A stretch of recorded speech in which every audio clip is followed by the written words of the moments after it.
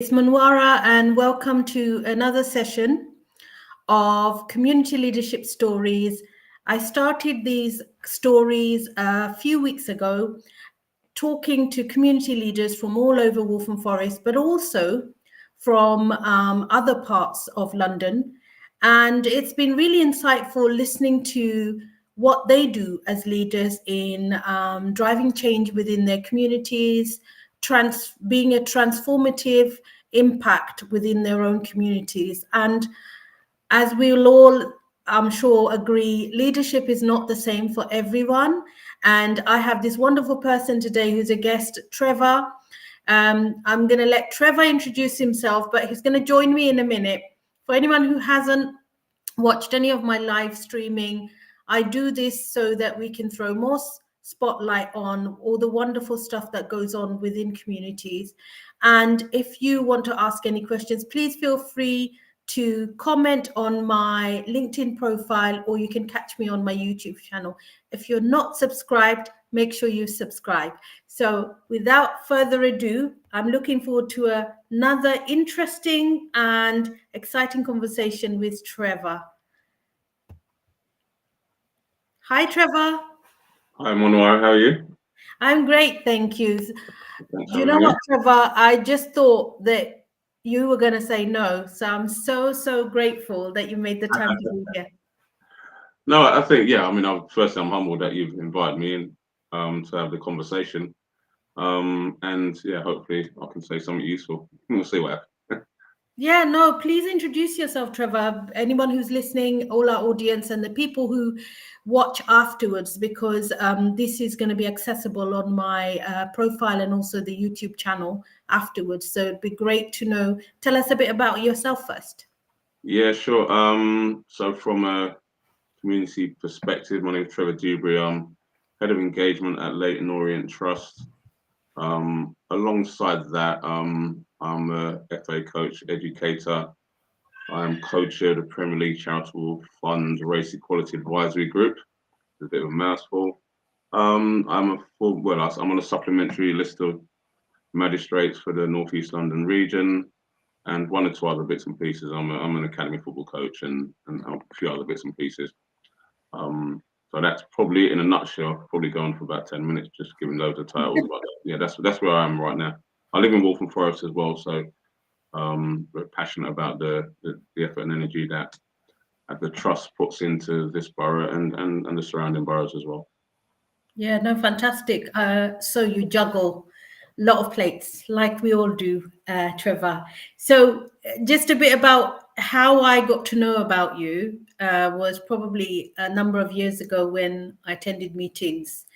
And I have to say that I've always observed you as somebody who takes in a lot of information, and when he does open his mouth, he makes sense. And I love the way that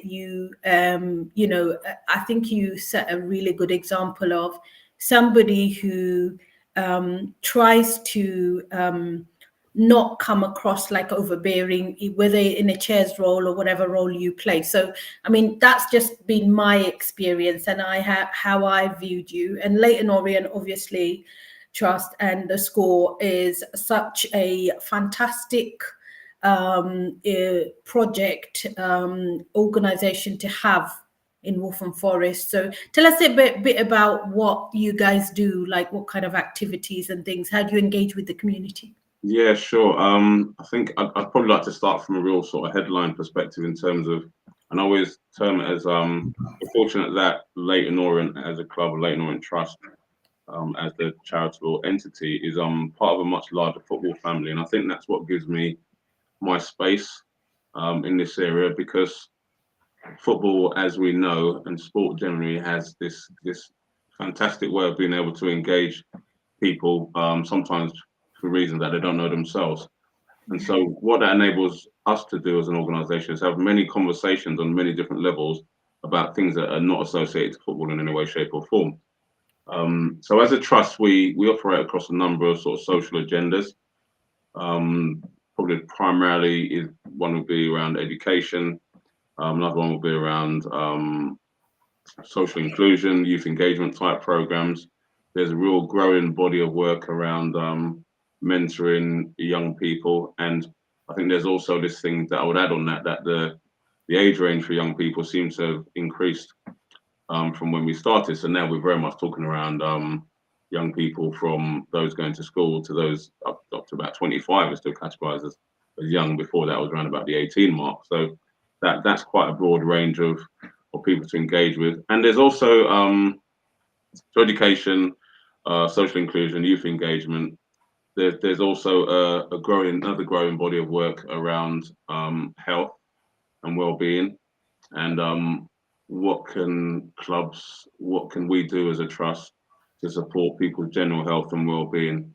Also, mental health is a growing area for discussion, and we're very much part of a number of really good initiatives. Coping Through Football, for argument's sake, is a well-established mental health program that's operated in this borough in Redbridge. I'd encourage anybody to just go and Google it and look it up. It's had some fantastic reviews, some fantastic stories that have come out of the people being supported by that program. But there's also other mental health initiatives that have been championed by ourselves, the English Football League Trust and the Premier League Charitable Fund as well. Wow, that's a lot that you guys cover, and this is what's interesting, because from the outside we don't see any of that or really understand like how much you guys do as an organization, and that's really interesting. Especially, I've always found sports and football in particular to be almost like a magnet for young people.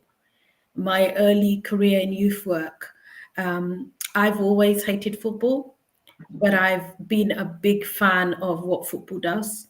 Always the person in the audience where my young people played, losing my voice because I was screaming so much for them.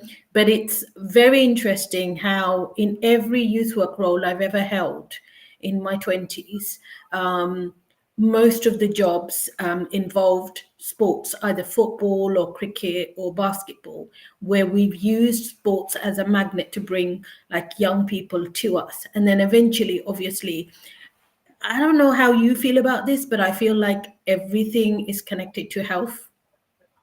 Indeed, and that's my point around working for what you consider to be a sports-based organisation. There's almost an expectation that we've got a focus around health and a focus around well-being, and we are experts in the field of trying to keep people fit, healthy, active, and support them on their journey to being wealthy if possible as well. I feel like, sometimes society kind of shifts its focus, and sometimes it might be, we need to encourage activity, and sometimes mental health becomes the biggest focal point, because maybe in this particular case the pandemic has made people's well-being and their mental health worse, or maybe it's just highlighted, I don't know. But it's quite challenging in the fundraising world to try and keep on top of, and to keep on generating money, because it almost feels like, and I don't know what your perspective is on this, but it almost feels like the same needs are still there. Sometimes the labels change, but it's hard to get the funding, because sometimes funders want us to deliver new stuff. Yeah, for sure. I mean, I've just finished having that conversation with one of my colleagues earlier on today, whereby the conversation was very much around, we have to almost forget what the rappers are. And when I say rappers, I mean in terms of what the label of the program is, or where the funding came from and have a clear focus about what it is we want to do and why we want to do it, and then use that as the spearhead for going and trying to find support funding and kind of funding, however we do it, to deliver those programs. So, across the body of work that we do, it's, as I said earlier on, we're going to focus on school education. We're going to focus on young people who are kind of on the periphery of education, and those who potentially might find themselves on that trajectory of being around the criminal justice system. We're going to find those members of the community that are social isolated, or on the margins of what would consider to be normality. So for me, that work never changes, and we have to be experts in our field in terms of being able to deliver that, but also we need to be able to package it so that we can approach other people to support it. But it doesn't need to be that for the end user, if that makes sense. They don't need to know what it's called or where the money came from, any of that sort of stuff. They're just looking for us to provide them some level of support to help them on their life journey. Yeah, no, absolutely, 100%. I agree with that. And I'm thinking about the funders and how the focus point has been, in some cases, the outcomes. And it almost feels like a double-edged knife at times, where you create maybe through football a sense of belonging for some young people, like when you're working with people at a grassroots level, in order, like, it takes a long time for young people to feel comfortable in a certain surrounding. They see it as like, especially those who are maybe, as you said, marginalized, coming from really challenging backgrounds. And then they might be attending a youth club organically. That then leads to them volunteering with the organization. That then leads to employment with the organization. The organization I work in, Wolfen Forest Community Hub, there's a young person that I saw when I first started working. He was there before me. He then started volunteering from the youth club. He went for a job, he got it. Now he's a like marketing manager. And it's been a long journey. And actually, that might just be one outcome, but actually, I see that as several outcomes. Do Yeah, you have like those kind of cases? yeah, for sure. I mean, we've got a number of people within the organisation now who started off as participants and volunteering, went off, came back, and I've now got full-time roles in the organisation, and I think that's a really impactful and positive outcome to have.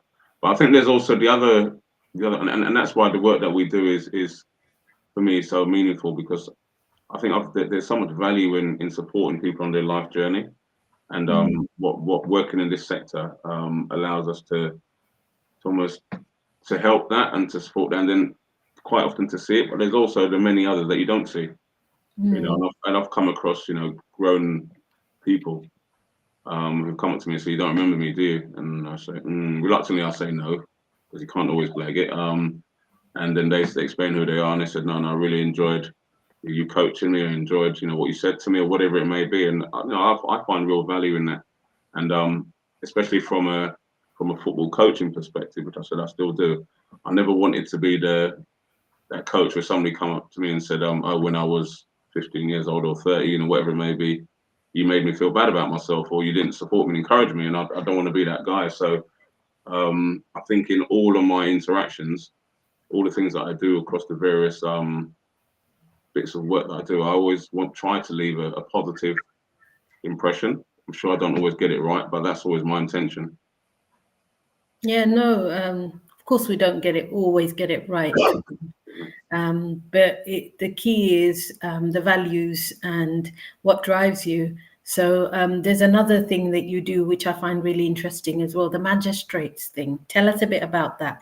You don't have to go into confidential detail, but that's interesting. Yeah, for sure. I mean, I'm on a supplementary list, so I haven't been an active magistrate for probably about 4 or 5 years now. But I'm on the supplementary list, which means they can call me if they need me. That came about interestingly from a couple of things in it. I think one of the things you talk about, especially during sort of Black History Month and stuff that's just gone past, one of the things we speak around is that if you could see it, if you see somebody doing it, then it encourage you to say, "Yeah, I can do that." And I was really fortunate to have a family friend who she was a magistrate for many years as I was growing up, and I was always really, really impressed by the stature that she had, the way she spoke, the way she conducted herself, the presence she had, the way people listened to her. And it was something that was always just in the background, and I couldn't quite. It was something that's always a little bit different. And then I sort of underwent a sort of like a bit life changing moment, and I decided, one day after that, then I'm going to do something. So I thought, okay, let me apply to be a magistrate. That's going to be my way of giving something back. of doing something different, as it were. So I applied and went through the process. It must have took about 2 or 3 years all in at that point. I'm sure it's a lot quicker now, because that was probably about 20 years ago. And I started sitting as a magistrate, and it was only at that moment, having been, I mean, prior to this, the community work and the sports work that I do, I worked in the city as a business analyst, and so it was that sort of what I'd term as fast living, where you get up, you go on a train, you go to work, you maybe go out after work, and then you get on late on another train, and you go and sleep, and you get up and you go again. And so you're living in a community, but you don't know the community because you're not really there. You may go shopping on a Saturday or something like that, but generally speaking, you're spending the majority of your time outside of that community. But when I first sat as a magistrate, it was only then that I started to have a real sense of what the community was about, the people that were in the community, the challenges. And yeah, I've sat on many interesting cases, and I've had to step away from a few as well. But nevertheless, it was that was the moment that I feel that I started to have a real sense of I'm part of a community. I need to know more about it. I need to see how I can support. That's yeah. It's I don't know how you do it though, Trevor. I call it in the community leadership world or my world spinning plates. Um, I think many people kind of get used to that, but then this you chose to work in this sector, right? You weren't forced to work. No, not be forced to work. I think it's, and plus it's a, I mean, I suppose just to elaborate on that journey. So as a young man, boy, whatever, you grew up, you wanting to be a footballer, playing football at various levels, and then you sort of continue playing, and I became a magistrate. And it's around about that time. I think timing is really important in life, isn't it? Because it was at that round about that time after becoming a magistrate that the football world started to become a lot more socially conscious, I think is the way I would describe it. And I started doing some community coaching. Interestingly enough, after doing the first of a series of coaching badges, I started doing some work for what was Leighton Orient Community Sports Program at the time, which is now the trust where I'm sitting at the moment. Then I went on to do some stuff for Tottenham Hotspur Community, which then became Tottenham Hotspur Foundation. The lady who was the CEO at Tottenham Hotspur Foundation at the time, she said, "We've got some work coming up, which I think you'd be really good to to get involved in." And she gave me an offer, and I've got to be honest, it was a bit of a sales pitch to the missus when I went home to say, "I can do this or I can do this." The differential in the financial gains was significant, but it's something that I felt that I wanted to do. Because I just felt it was an opportunity, A, to work within a football environment, but B, because it was something positive, it wasn't just coaching. And that time it was very much around, I said the focus was very much around youth engagement or whatever. And so the Premier League Kicks program was on the horizon. And she said, "I think you'd be really good to lead on this for us." And I took on board the opportunity.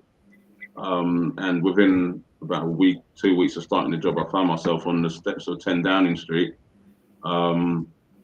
Talking a leading little group around and the launch of Tottenham Hotspur Foundation, which at the time standing there, I suddenly thought, if you can imagine going from sitting on a train and being in an office in the city of London, and then within about 3 or 4 weeks, you find yourself on the steps of 10 Downing Street with, I think it's Tony Blair at the time. I found it quite a surreal moment, and it was the moment I suddenly thought, actually, maybe I was meant to be doing this work, and it wasn't. It wasn't just by chance. I think you get a sense of, actually, maybe I'm supposed to be here. Don't know how I found myself there, but I'm here now, so let me embrace it and do the best that I can do. That was the start of this journey around community work and sports and voluntary sector and the likes. Wow, really inspiring, Trevor. I had no idea. I can imagine that your story would really inspire lots of young people who look like you. Yeah, I mean, I hope so. I mean, I've always said I'm that kid anyway. So I think that the stereotype is single mum, living on the council estate, Black, Afro-Caribbean, whatever descendancy, growing up in the 80s, 70s, 80s, that sort of time there. And I remember my mum saying that statistically, everything said that something negative was supposed to happen. And so I've always said, and I've said this to young people previously as well, and I'm that kid, innit?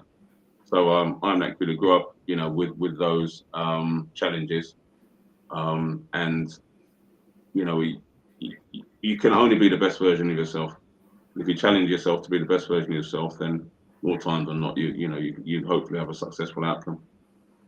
Yeah, and that is very hard when you've got maybe a lot of peer pressure and everything else that happens around us.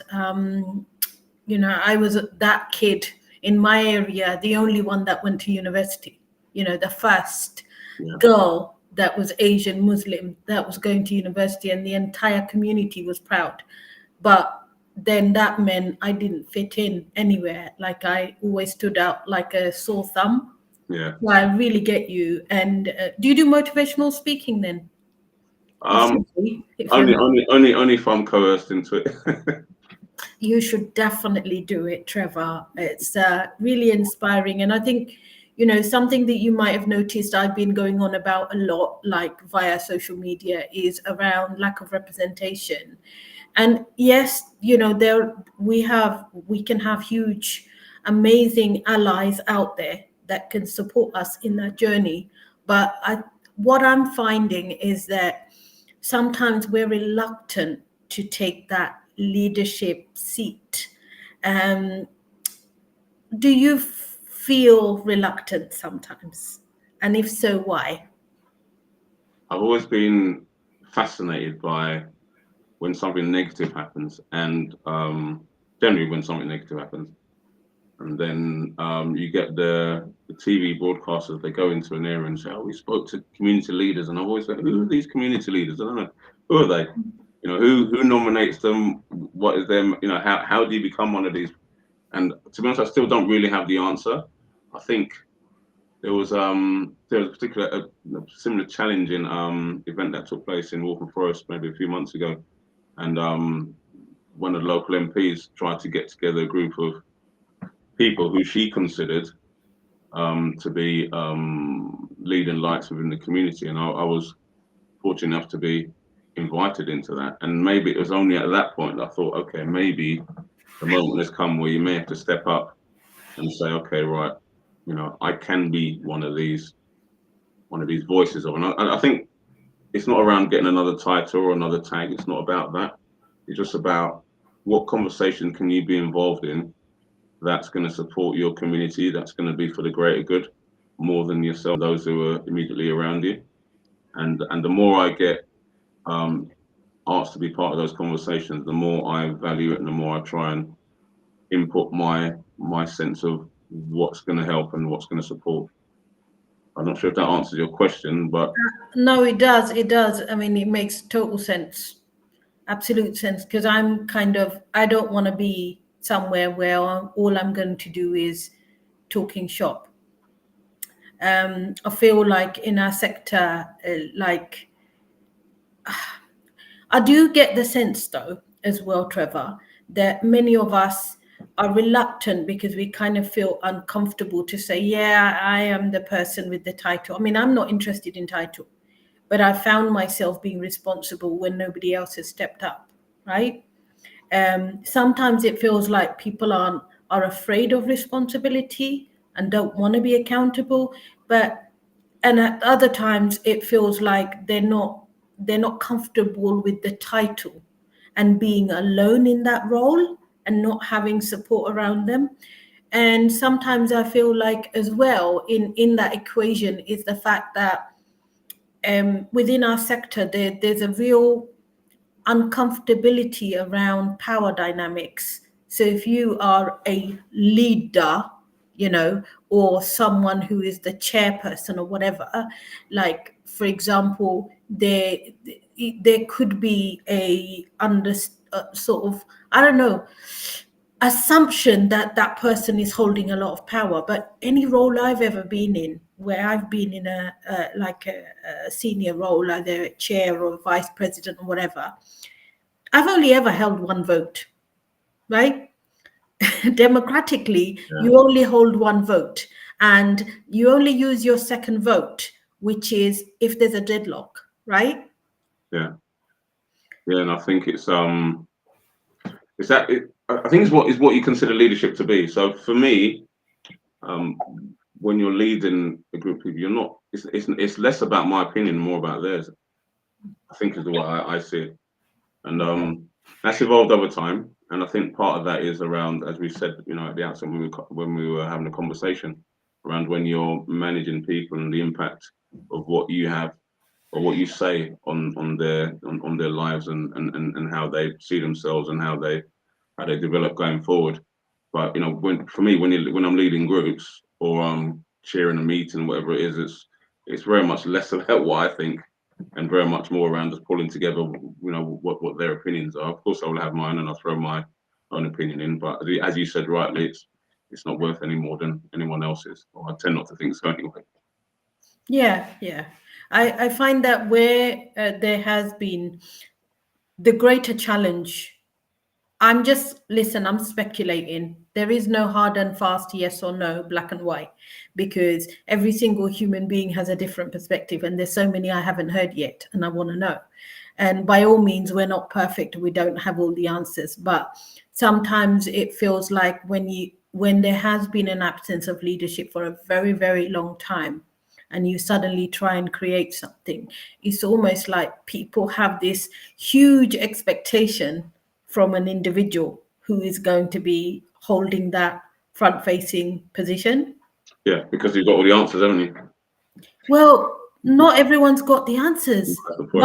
but wouldn't that put you off though? Would you say like, well, no, I can't fit that particular category, so I don't want to take that position? Yeah, but at some point, I mean, I'm agreeing with you, but I think at some point, as I said earlier on, alluded to earlier on, at some point you've got to start to be unapologetically who you are. So Mm, it's not about apologizing for you. You are who you are now. Life's taking you on a journey, and you're in the room for a reason, and therefore, if you're going to be in that room, then maximize on what you can contribute while you're in there. mm, mm. Very fair point there.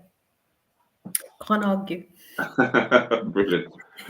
Can't argue. So obviously, like you've been on various boards over the years, and people assume if somebody has been on boards, they know everything and they have all the perfect answers. My experience has always been learning, so many slip ups I've made over the years.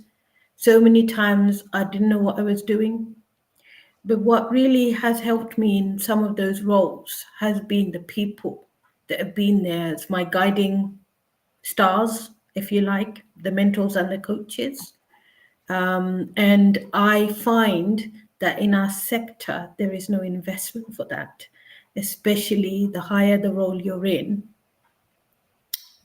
What's your take on that? Um, as I said earlier, I'm fortunate because I'm part of this bigger body of football organisations, whether it's the clubs or the charitable entities that are attached to it. So I never feel that isolated in terms of having people to bounce off, because I think I've come across that many, and we're all in very similar spaces trying to achieve similar goals. I think outside of that, then I can see where the challenge is, and I think it's around. I think you can get to a point in life where you have to stop looking for someone else to solve it for you. Yeah, and if there's a gap, then I put the challenge on myself. Okay, well then I need to plug that gap. I need to make that happen for me and for hopefully for the benefit of others.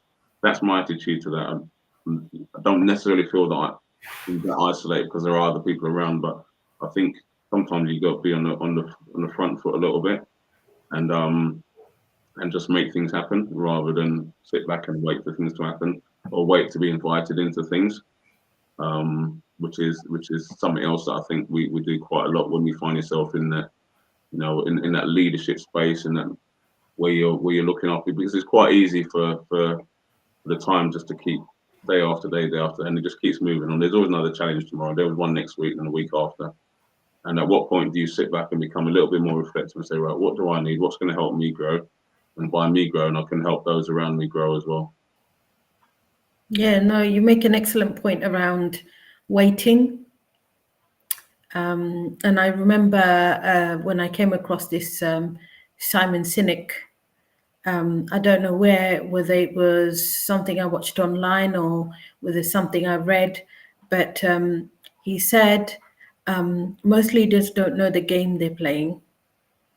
And I've certainly met, where you're talking about waiting, like I've certainly met a lot of people holding very high positions and yet not utilizing their influence to open doors for others. Somebody said to me the other day that privilege and influence can be misused, Manwara. It takes a good person, somebody who really wants to do things for the greater good to make sure that their influence is positive. And I wonder if many of us even realize the influence we hold, because it wasn't until maybe I hit my 40s I realized that I could connect somebody to one of my contacts who might be able to open a door for them. Whereas prior to that, I mean, I held positions of responsibility from the age of 19, 20. So at 20, I was by the age of 20, I was a chair of a charity, of an organization in Camden. And trust me, I had no idea what I was doing. But I was lucky enough to have people that had 20 years more experience than me sitting behind me and whispering in my ear, and knowing that I had someone watching my back gave me the courage and confidence to feel like, yeah, I can do this. I think that you use a really important word there is confidence, because you had somebody behind you. She knew that you had the support, and I think that's really important. I think I'm very similar to you, really, where I sort of grew up in an environment where it is where there was a lot of committees and groups and stuff in a sort of church setting, and I played my roles within that, and so I got very comfortable being able to sit and discuss and to plan and to organise and all that sort of stuff. And I think you got elected into those positions, and whereas, you know, and I don't want it to sound like it's an egotistical thing, because I don't think it was, but the fact that somebody's nominated you and voted for you to take on board a particular position does give you a certain sense of confidence, which is the word you used just now, to go on and do what you need to do. And I think that for me, that was a really important part of my journey, whereby there were people around who I knew had confidence in me to be able to do things and to articulate myself and to organize and to manage and to facilitate or whatever it may be. So even though at the points when I was a little bit uncomfortable, I started to learn how to be comfortable being uncomfortable. And you know, you asked me about, and I'll give you a good example. Really, you asked me about the various roles and stuff I've had before. So back in, I'm trying to remember, yeah, probably about 2010. I got invited to go to a Premier League initiative in Brazil, and we were basically delivering kind of youth empowerment type sports-based initiatives to the football coaches and youth workers that were working in the favelas. Fortunate to go and stay in a beach. Stay in a hotel on the Copacabana beach. So I had that as an experience. I was delivering a workshop, as you said. You asked me if I do motivational speaking. I was delivering some sort of workshop at the time. There was a lady there who liked what I had to say, and she then approached me. We had conversation across the remaining few days.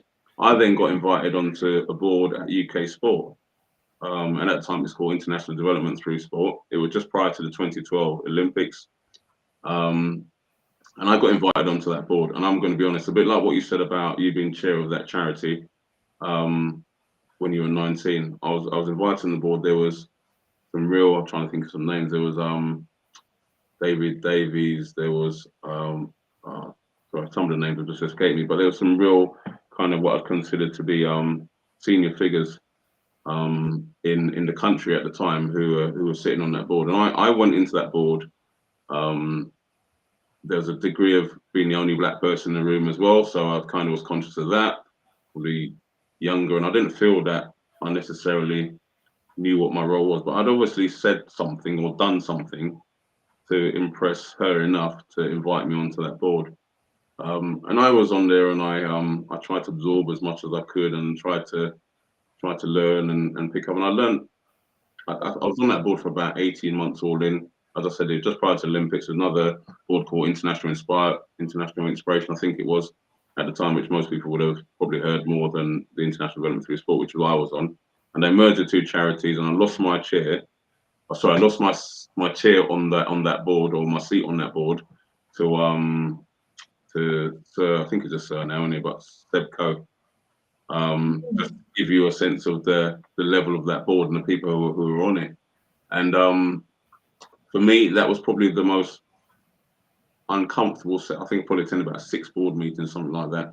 But you know, when you're in a space, you think, okay, right, I'm not sure if I'm supposed to be here, but I'm here, and I'm going to try and make some sort of I'm going to try and give something to, value for me being here. But I did generally feel a challenge over that time, but I think I learned a lot. I think that's the way to look. When I look back on it now, I learned a lot in that time, and you have to accept that there are times when you're gonna have to be uncomfortable, and that's your time to grow. Mm-hmm. Also, not shy away from those situations. So yeah, for me, I was a little bit disappointed for it. It came to an end so soon. I felt I was just growing into it, and I do reflect on it. And I have reflected on it many times. Think, okay, what was the purpose of that? And I think it was just my time to grow and to be more, and to try and be a better version of the self I had become. And it's interesting how others see things in us that we sometimes don't. It sometimes feels like when we're going through life, it's a bit like that, because being asked at 20, and I was by the way, I was voted as chair by 60 young people. Well, And I felt like I had no choice. I wasn't allowed to turn it down. But what you've just described as your experience, it's a huge learning, because what did you learn in that space? Like what everyone was talking about, sometimes you might have had assumptions beforehand, and you're there and you're thinking, did you feel like, okay, this is not rocket science? I do get it, even if you felt like it was a little bit out of your league. it wasn't so much the content, because I was familiar with the work that was being undertaken, so, and that's why I was there, I'm guessing. But it's more when you're sitting on the board with lords and baronesses and people you've seen on TV, and then you think, oh, I'm just this little boy from Edmonton or wherever, and now I'm sitting on this board, and I think, like, for me, it was an element of, well, okay, is what I've got to say of any value? And it was more that dealing with that. It wasn't so much the work itself. And so they would say, "Oh, Trevor, what do you think about this?" etc. And I will give my opinion in it, because I'd undertaken international work. By that time, I'd been to Brazil, I'd been to China, I'd been to Sri Lanka, and other European countries. So I was familiar with, dealing with sport for good type work. But it was just the people in the room. Just I was just overawed by them, if I'm honest. And it was a privilege to to be part of that group for that short space of time. Yeah, no, fascinating stuff. Fascinating stuff. I mean, so if I ask you, what drives you? What drives me? For me, it's about making a difference. I always ask myself that: am I making a difference? It's otherwise, if you're not making a difference, then what's the point? And I know making a difference, it means different things to different people, because sometimes it's just about, sometimes we just need to get through the day, or we just need to look after our families and whatever. But that's what drives me. It's about, I made a commitment, after I said something sort of tragic happened. I went through a tragic experience, and I made a commitment to myself, to try and make a difference, not just for myself, but for the person that I lost.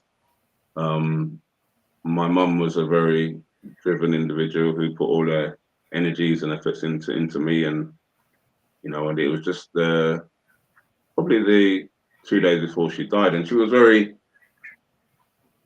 she was very sort of kind of like a stern type mum, and I don't mean that disrespectfully.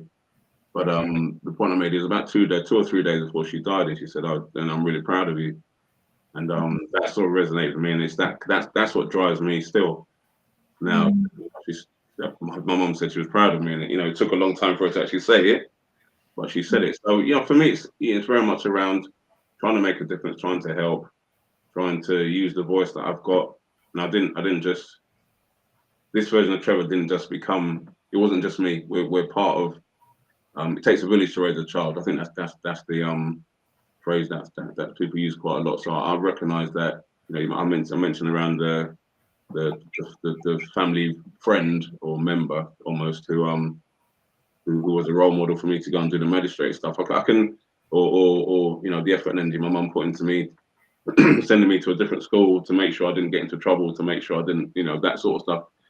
So for me, it's very much around it's been a cumulative effort to get this version of Trevor, and therefore I need to make sure that I give back the best version of Trevor that I can to everybody who I interact with.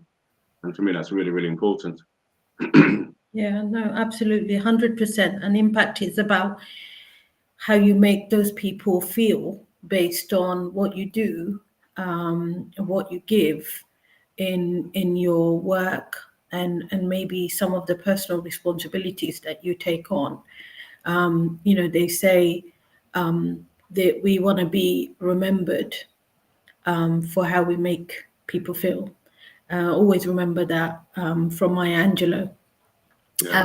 So it completely resonates with me what you said, and perhaps for a very long time I was like your mother. My son will tell you that.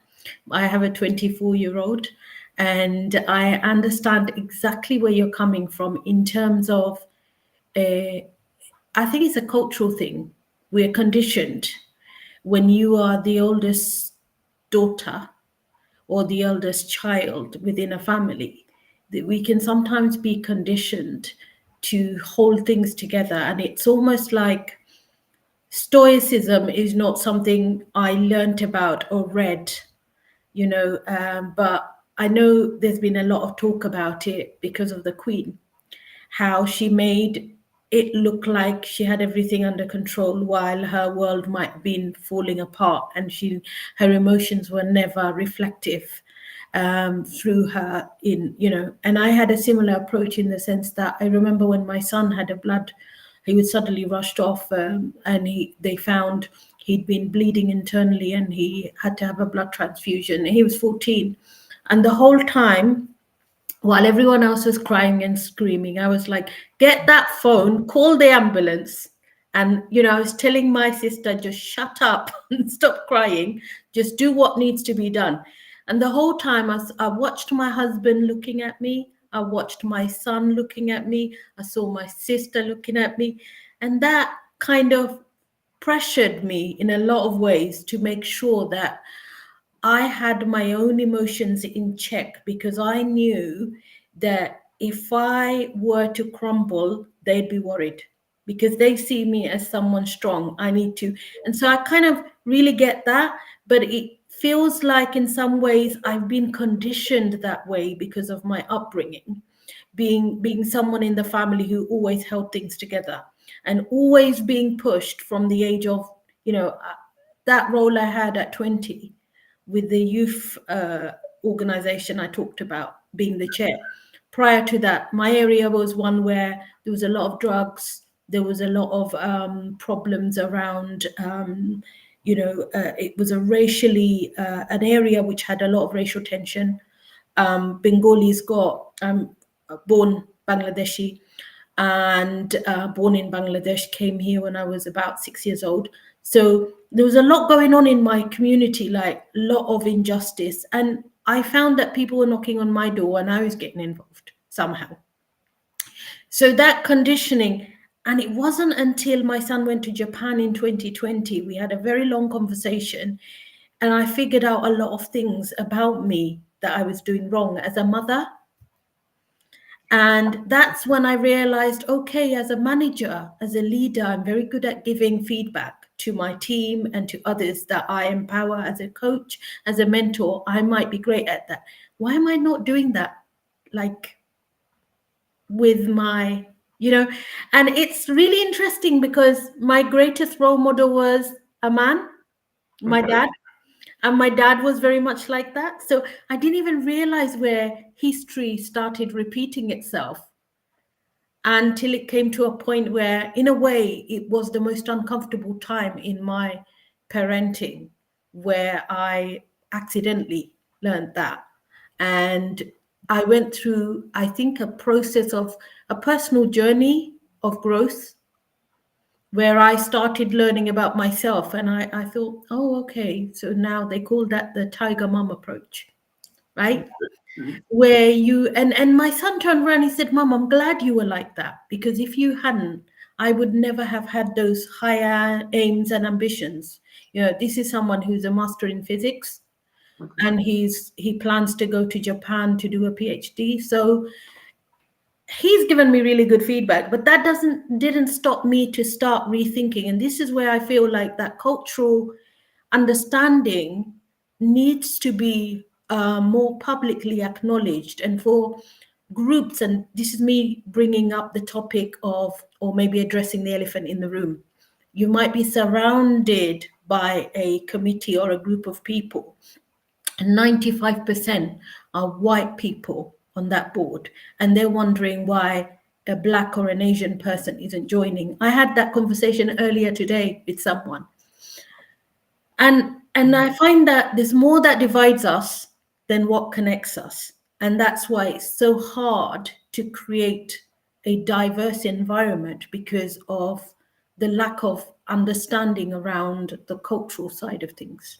I don't know, I've gone into a rant now. Yeah, I mean, there are two things really. I think on your point just now around that, I think it's I've always felt that if I'm the one, and I've been in many rooms where I'm representing, for want of a better word, I'm 100% in there representing, and I always felt that if I'm that person, then that's me, that's my job, that's my role, that was the thing that I need to do, and I'm going to go in there and I'm going to present and conduct myself in the best way possible. I'm going to open as many doors as possible, and that's part of the natural journey of things.